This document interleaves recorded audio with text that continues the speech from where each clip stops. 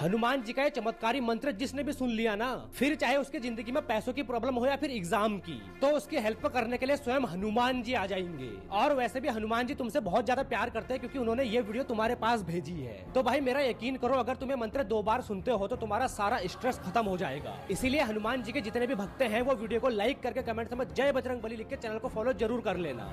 ये रहा मंत्र।